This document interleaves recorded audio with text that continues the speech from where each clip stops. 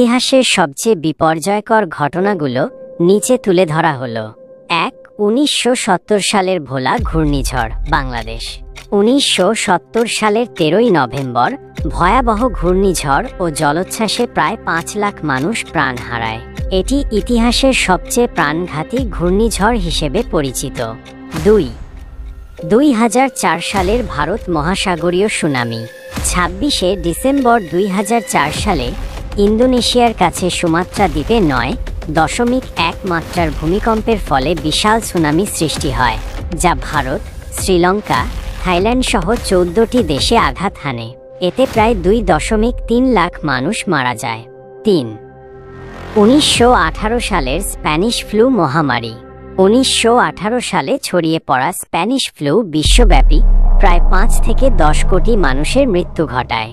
এটি মানব ইতিহাসের সবচেয়ে ভয়াবহ মহামারীগুলোর মধ্যে একটি। ৪. ১৯৮৬ সালের চেরনোবিল পারমাণবিক দুর্ঘটনা, সোভিয়েত ইউনিয়ন, ইউক্রেন। ২৬শে এপ্রিল ১৯৮৬ সালে চেরনোবিল পারমাণবিক চুল্লিতে বিস্ফোরণ ঘটে, যা ইতিহাসের সবচেয়ে ভয়াবহ পারমাণবিক দুর্ঘটনা। তেজস্ক্রিয়তার কারণে বহু মানুষ ক্যান্সার ও অন্যান্য জটিল রোগে আক্রান্ত হয়। ৫. ২০১০ সালের হাইতিতে ভূমিকম্প। ১২ই জানুয়ারি ২০১০ সালে হাইতিতে ৭.০ মাত্রার ভূমিকম্প হয়, যা প্রায় ২,৩০,০০০ মানুষের মৃত্যু ঘটায় এবং ৩০ লাখ মানুষ গৃহহীন হয়।